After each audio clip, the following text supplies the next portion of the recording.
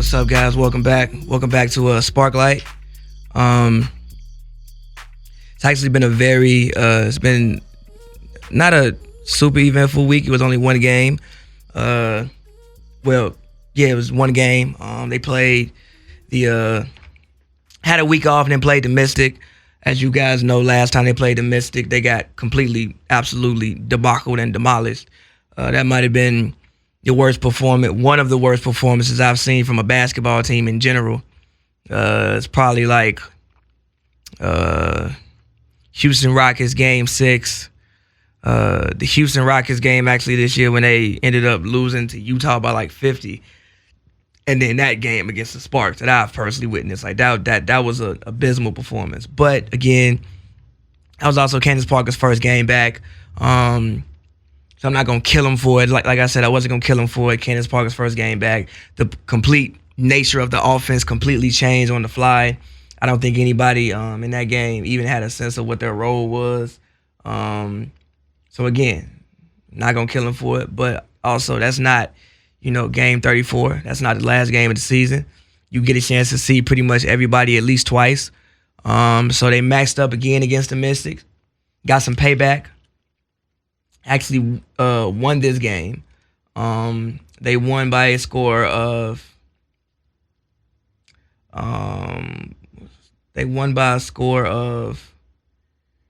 what was it?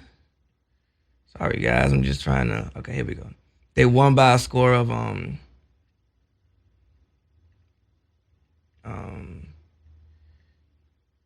did they send a book like this? Sorry about that. Literally, I'm trying to look at what the score was throughout the book. Anyway, they won by a score of 98-81. NECA had a season high in points. She ended up having, she had 31 and 10. Actually, Chelsea Gray ended up getting a triple double. It was I think if I'm not mistaken, the 8th triple double in WNBA history.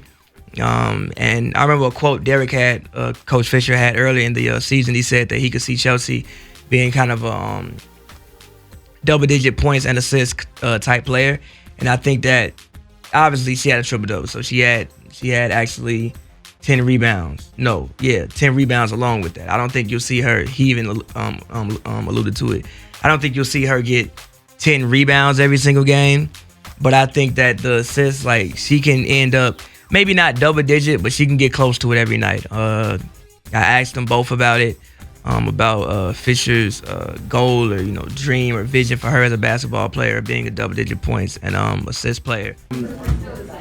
Early in the season, Coach had a quote. He said that he sees you being kind of a double-digit points and assist type player. How close? I guess obviously you did both, but how close to that are you to finally manifesting what a coach preaches? I think just taking what the defense gives me, and it'll come with itself. I think pick and roll situations, I receive quite a bit of attention, so being able to get off the ball and trusting the process and trusting that things are going to work out. And sometimes that's hard as a point guard, or when you see certain things, you're just like, I see that, and you hold it a little too long. So just being able to be smart with that, watching a lot of film, having conversation with my teammates. We have great minds in here, great IQs, so being able to play off that. And Pavy here, H&B Media. Earlier this year, when I asked you about Chelsea Gray, you had a quote. You said that you felt she could be a double-digit points and assist type player. Obviously, she got a triple-double tonight, but is this performance kind of what you expect to see out of her consistently, or what you envision? Yeah, no, it's a good question, man. Triple-doubles obviously don't come often, in the W, and so that's a great accomplishment in itself. The 8th time in the history of this league, it's been 23 years almost. That's quite remarkable. I think we'll see more of them going forward because the players are getting better and more versatile. To Chelsea specifically, maybe not always the rebounds in terms of 10 rebounds, but I do think the assist numbers, in particular with lower turnovers, is something that, as we continue to show trust in who we are offensively and we're moving the basketball and not relying so much on her individual greatness to get points, I do think that her assist numbers can be higher on a regular basis. They pay a lot of attention to Chelsea when she has the ball, and so I think that she can continue to improve at making other people better. And as a team, we can continue to improve in our spacing and making sure those opportunities are there. Both of them said that Chelsea herself said, I receive a lot of attention on the pick and roll, and really I'm just trying to just make the right reads. So if I just make the right play, somebody's pretty much going to be open because of the attention that I receive on the pick and roll, because she's so dangerous with the ball in her hands. She's so shifty. If I had to give her an NBA comparison, I'll probably say kind of like a Kyrie Irving, probably like a Kyrie Irving mixed with like an Andre Miller. Yeah, I think that's kind of like the style that she plays. Like, she's very, very shifty. It's very hard to stay in front of her. I don't think she's not the quickest, but her first step is great, and she just knows, like, she plays like defense with you. Like, she doesn't. I don't think she goes, takes the ball and was like, yo, okay, I'm gonna do this. I'm hit you with a crossover and a behind the back and Euro step and go to the lane. I think she kind of gets the ball, reads how you're playing her, and then just reacts off how you're playing her. So you playing offense to her, and she playing defense. Like, she's not even like on the screen. Like, I don't think she thinks, okay, yeah, I know what I'm gonna do here. It's like, what, I'm gonna come around the screen. I'm gonna be patient. She's very, very patient with screens too. Like, I think one of the main things that point guards have to be, especially when running the pick and roll, is patient. She even alluded to it. Like, sometimes the first thing you see, yeah, it can work, and maybe you can fit it there, but just because you can fit it there and it might work doesn't necessarily mean you need to try to make that play.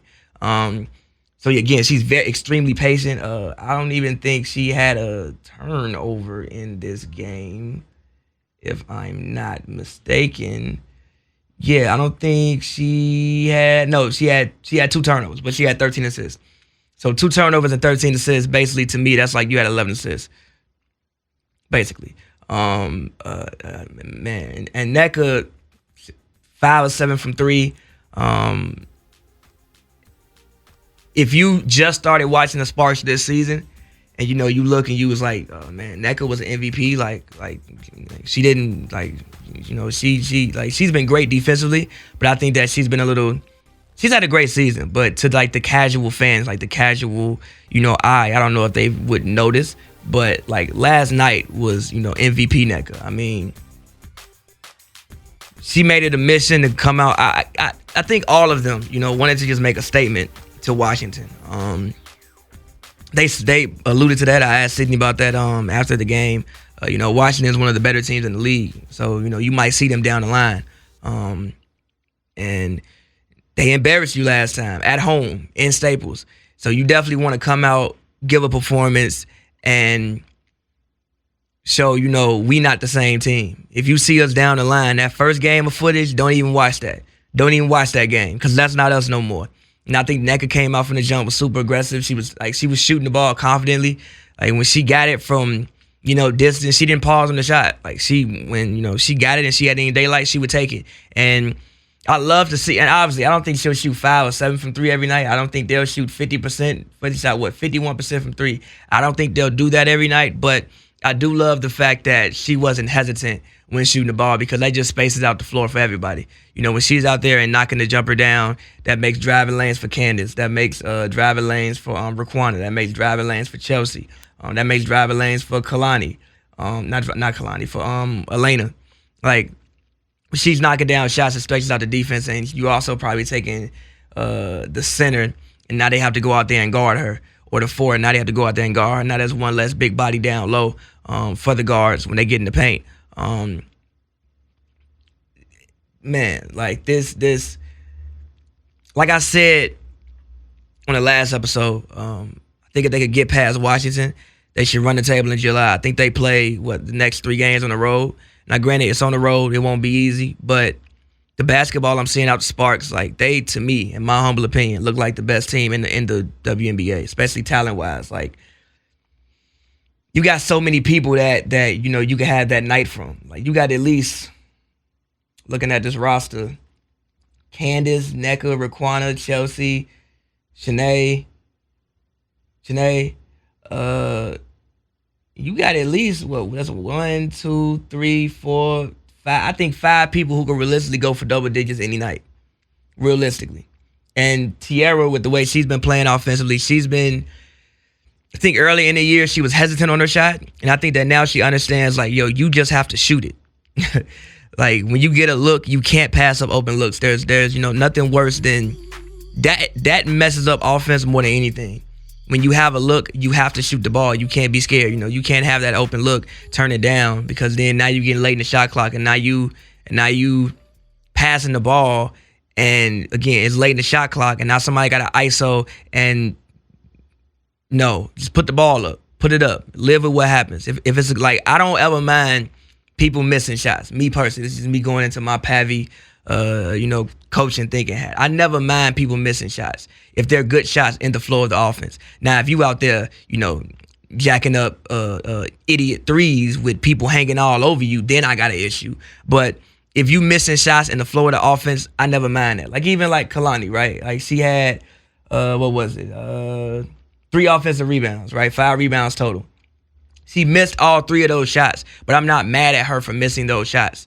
Like, you were a presence, you got the board, you're a rookie. Later on down the line, those shots will fall. You just have to learn how to finish better. And later on, 2-3 years from now, when she gets those rebounds, she's a person that realistically could probably go out there and get you 12 rebounds a night. I mean, with her size, it's hard to keep her off the glass. She just has to work on putting the ball in the right spot off the glass for it to drop. Like, sometimes she'll put it too high, too low, or she'll be affected a little bit too much by the contact, and she'll just throw the ball up there kind of wild. But again, 2-3 years down the line, I'm just impressed with her getting the rebound right now and out there being a presence. That gives a team a possession again. And that's like people always compare it to, it's like football when you was 3rd and 20 and they run for 22 yards. It's like, come on, how we let that happen? You play good defense for a whole possession, and now somebody get the offensive rebound and kick it back out for a 3 or put it back up for a bucket. That's a killer. But again, and also Raquana, man, I at first was against her starting. I thought that she needed her energy off the bench. But what I didn't account for was her defense and was the mentality she brings and just the physical nature. Like, there was a play earlier yesterday in which I think it was Tiana Hawkins. Her and Raquana kind of got tangled up. But that was a screen that Raquana took offense to, which she should have. It was definitely a very they called it an illegal screen on Tiana Hawkins for it, but it was just a very unnecessary screen. It was one of those high ones, when you bow somebody up really really high. It was one of those, and Raquana pushed her, let her know about it, let her know we not gonna have that. And I love that. You need that on your team. You need somebody who is just that presence and brings that that Pat Bev, that pit bull type mentality. She's the person where you gonna feel her on defense, and same time you just not gonna push her around anywhere. She's small. She's 5'7", but still, you're not gonna push her around anywhere. Period. If she takes exception to something, she will let you know that she takes exception to it. And I think that just permeates through the whole team. And even again, I think it was a Sky game, the last game I talked about. She came out immediately, knocked the girl off her path. Or was the Vegas game, I think, actually. Came out immediately, knocked the girl off her path. And I think that set the tone. It's just nah, not today. We gonna be physical. One thing we not gonna get, if we lose, we lose. But it ain't gonna be because we didn't compete and because we weren't physical. You gonna know you played a basketball game after tomorrow. And I think that's what Raquana brings, and that's the tone she sets. And I think, and obviously her scoring when it comes to her and Chelsea, in the backcourt, I'm not sure too many teams in the league have two shot creators in the backcourt like that. You talking about 2 people who realistically can ISO and go get you a bucket at any given point in time. They both do it in different ways. I think Raquana does it with speed, but also she's very good at drawing contact, which is one thing I've learned. She's very good at kind of like Harden-esque. I don't know if anybody on planet Earth does it exactly like Harden, but it's kind of like Harden-esque. She knows how to get by you and then position herself and use fakes to make you hit her. She's also she's strong enough to change her shot in midair. You know, like I've seen sometimes she gets fouled and still will finish through the contact on like jump shots. She's probably one of the most at least top 5 most athletic players in the league. And I think that just having her and Chelsea in your backcourt, like opposing guards know that when we come in to Staples or, you know, when we come in to play them, we got our work cut out for us. Now, granted, it wasn't a win is a win, but Deladon did only play 1 minute in this game. And obviously, like, she's top 10 player in the league, probably MVP candidate right now. I think prayers up to Deladon. I think I know she left the court bloody. I don't know if she broke something in her face, but she did leave the court bloody. I could actually probably find out what happened. Let me try to Google for you guys real quick. She sustained a face injury, but I don't think anybody knows.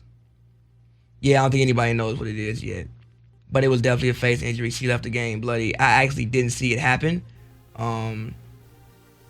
But she left the game after like a minute on the court. So again, I mean, look, they're not the same team without Deladon, but they still got talent, man. Like, look, I gotta say, out of all the players I watched that's not on the Sparks, I have to go on this rant about Chrissy Tolliver. Like, I know it's SparkLight, but me becoming like, first of all, I love basketball.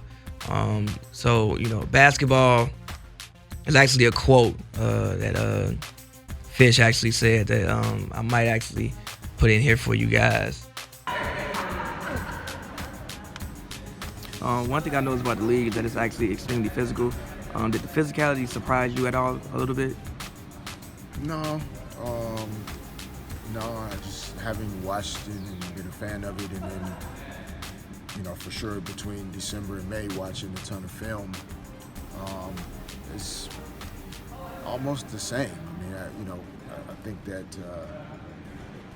because the men have normalized dunking in a way that people just assume dunking is supposed to happen in basketball, that we try and compare it as though it's different or less than. But it's a pretty physical game, and you know, that's one thing we're trying to work at doing ourselves on a daily basis, is being prepared to bring a level of physicality and then also meet the physicality that our opponents are going to bring. He said that, you know, the men have normalized dunking so much that we just think that that's a part of the game. And I think what you have to realize is that dunking was once outlawed, even in like the men's game. So that's not like, you know, a make or break thing in basketball. You can play basketball without dunking. Look, basketball is basketball. The fundamental principles are still the same, no matter if it's 5 years old, 5-year-olds playing it, 60-year-olds playing it, women or men. You know, basketball is basketball. The fundamentals are still the same. And some of the moves I saw, she actually almost had a triple-double. She had 18, 9, and 8. And I actually think that I think what killed the Mystics was they kind of, in the third quarter, they kind of relied on Natasha Cloud's playmaking, and she wasn't doing it to the level that Christie was throughout the game. I mean, look, she had 9 assists. She could have easily had 13 assists. I actually think last time they played, let me look it up, I'm pretty sure she had 10. Yeah, last time they played, she had 9 assists. 9 assists in which the blowout victory. She had 9 assists then. But again, if they would have kept the ball in her hands, I genuinely think that she would have had another triple-double. I mean, look, she had 8 rebounds, but she probably could have realistically went for 12 assists. There were a couple missed shots, but some of the moves as far as like scoring wise that, you know, I saw Chrissy Tolliver do, I got to take my hats off. Like, she's an incredibly skilled basketball player, man. There was one play, it keeps replaying in my mind. I was like, wow, it was literally one of the craziest things I've seen so far watching the WNBA. She came down court, and it's probably like a punch 3 ISO, literally. Like, it was like a punch 3 ISO. She came down court took, I think it was either Chelsea or Raquana. I don't remember who was guarding her. She came down court, and I'm watching it. I'm like, she really about to take this shot. Is this really the shot you want to take? Came down, put it in the post, gave her a shake, then did the one-legged Dirk step back. Cash. And we not talking about like somebody who's Deladon's height. She's like 5'10", maybe 6 feet. That's something I don't think I've ever seen that done in that fashion by a guard in the WNBA in my time watching it. Like, that was one of the most impressive things I've ever seen live person. So, I mean, hats off to Chrissy Tolliver. You know, like they like Aria Powers put her in 24. Natasha didn't have her best game, but Natasha's definitely not a scrub. I mean, Natasha's a great guard. So, I mean, look, even though Deladon wasn't out there, it ain't like they didn't have talent on the court. Like, they beat them. They won that game. And again, I think that if I had to rank victories on the season, I think that the Sky one is probably not the Sky one. Well, the Sky one was crazy, but I think that the Aces victory was probably the biggest. I think they were on like a 4-game losing streak at that time. You have one of the best teams in the WNBA coming in there. You very well could lose that game. They stepped up. They won it pretty convincingly, actually. And I think that the season kind of turned around right there. I think that after that game, everybody understood what they must do and how they must compete to give themselves a chance to win night after night after night. And then to miss this game. I mean, look, you're talking about a team who is what I think first in the East. I know I do want to say this. There are still because I was talking to Nick about this. There are still conferences, but they don't really mean anything. But there are conferences, like they don't mean anything as far as like scheduling wise or playoff wise. Like the seeding just goes through 1 to 13 or 1 to in the playoffs. Like it's not like these Eastern Conference teams play these Western Conference teams, but they do still have conferences. So in my humble, so I'm gonna say they number 1 in the East. To come in here, especially with the way they embarrassed you last time you played, to come in here, show the resolve, get the victory, and do it in a pretty convincing fashion. Like I think that's huge. That's huge. Like that's the way you want to go out on the road. And also, like I got to give a shout out to Fish's coaching, man. I think he's doing a great job. And Maria Vadiva isn't even back yet. When she comes back, that only makes them stronger. That's actually 6 people who I wouldn't be shocked if they went for double digits at any point in time. But I really got to give a shout out to Fisher's coaching, man. Like, he has everybody on the same page. Offensively is one thing, but defensively is where this team really, really shines, man. Like, even yesterday, closed out the shooters. I didn't really see too many open shots. I saw a couple in like the third quarter, when they kind of like they came out a little bit flat to start the third, and maybe a couple when I think they were up 20 and like they put the bench in, and I think the bench cut it down. Well, no, the bench let the lead get cut down to 9. So there were like points in the games in which it like slacked off a little bit, but for the most part, they did a great job of getting out the shooters. The rebounding issue, I think they fixed it. They out-rebounded them 39-31. And I'm sure the other game. Let me look at the Sky game. I'm pretty sure they had to out-rebound it because the Sky didn't make anything. Yeah, they out-rebounded them 36-31. So they fixed their rebounding issue. And I just think that means that they're just playing harder than people. Coach Fish said, we have to be willing to die a basketball death every time we step on a basketball court. And I think that he's drilling that through their heads, and I think that they're buying in. When I like walk in the locker room, I don't see any chemistry issues. Seems like everybody's cool, and they just have one goal in mind, and that's being the best basketball team that they can possibly be. And honestly, man, like I really honestly think they shouldn't lose a game in July. I would be like when I look at their schedule, right? So next game is the Wings. They play the Wings actually tomorrow. So they're on the road, pretty quick turnaround. But it's pretty quick turnaround. They play tomorrow. Then it's the Fever. Then it's the Dream. Then it's the Wings again. then it's the Liberty, then it's the Dream again, then it's the Aces. I realistically don't think they should lose a basketball game. If they did lose a basketball game, the only game I would be like, okay, you know what, that's fine, is when we get to the Liberty game, the Saturday game against the Liberty in New York. But they're on a 3-game winning streak right now. I think realistically they should finish this up with they could realistically go on a 4, 5, 6, 7. I would like to see them go on a 7-game win streak and get, some distance between them and the rest of the conference or, the rest of the league. Right now, as I look at it, they sit at, check the standings.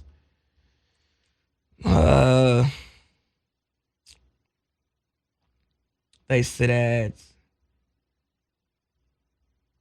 they're 5th in the entire league. They're 5th.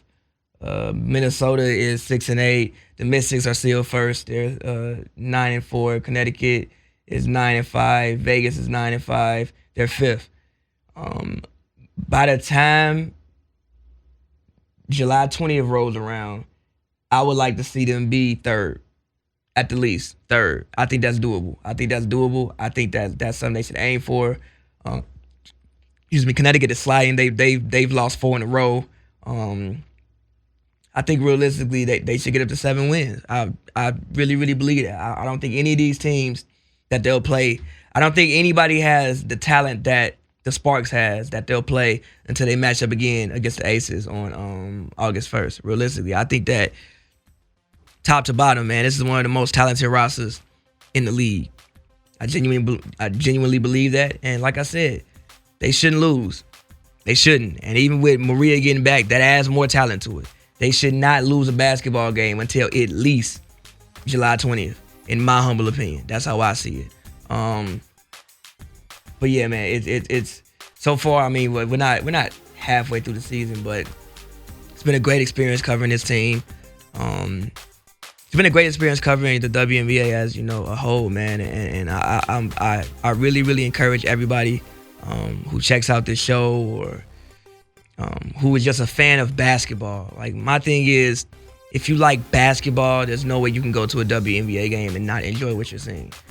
Like, it's great basketball. It's actually more fundamental and usually actually higher IQ basketball than the men's game.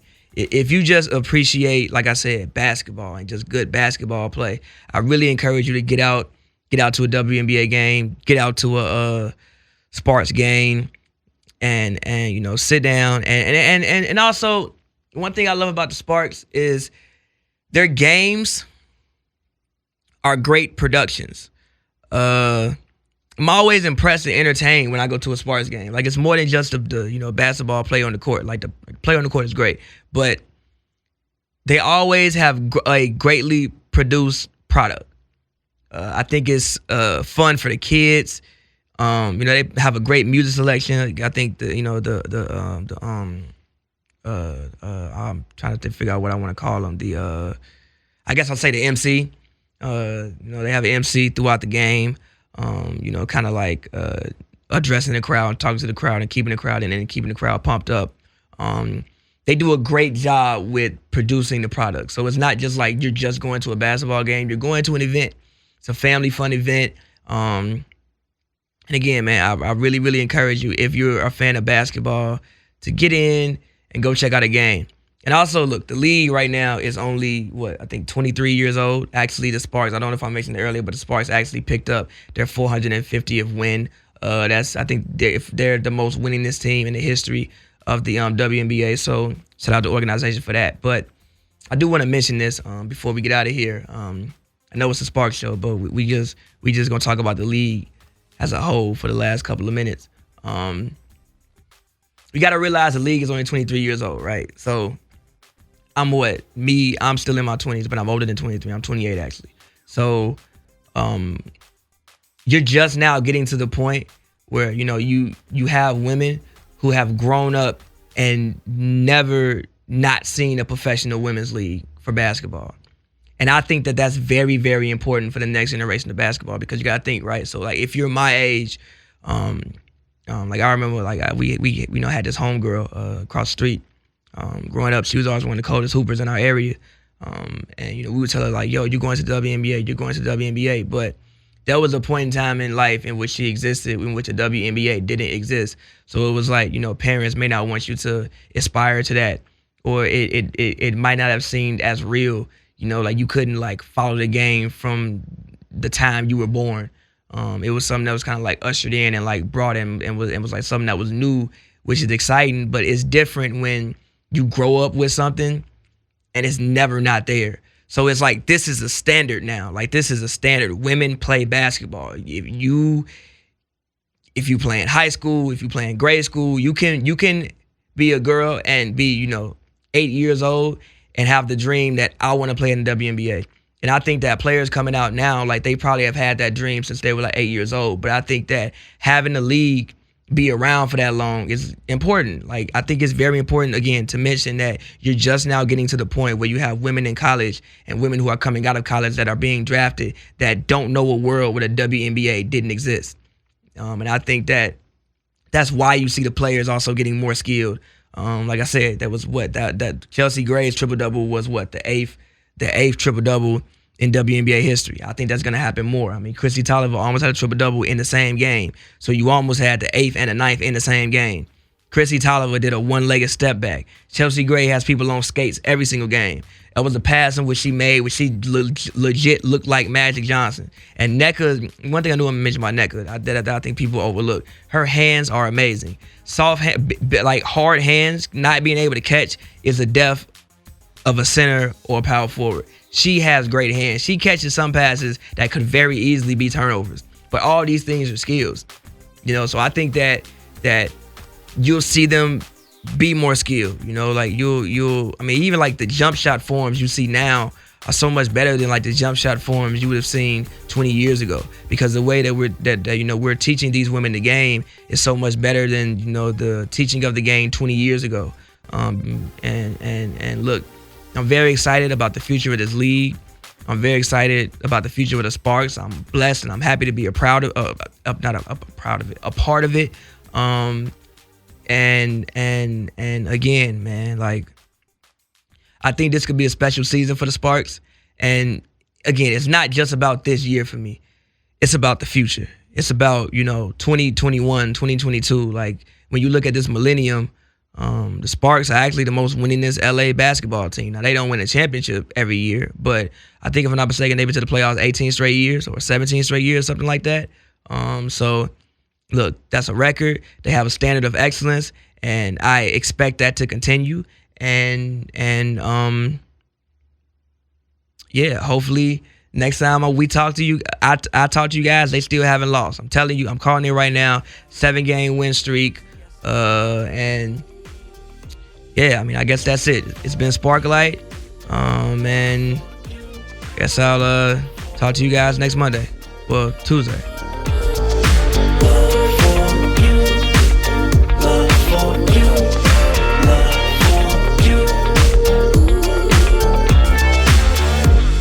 Got me up so high, going down my mind for you.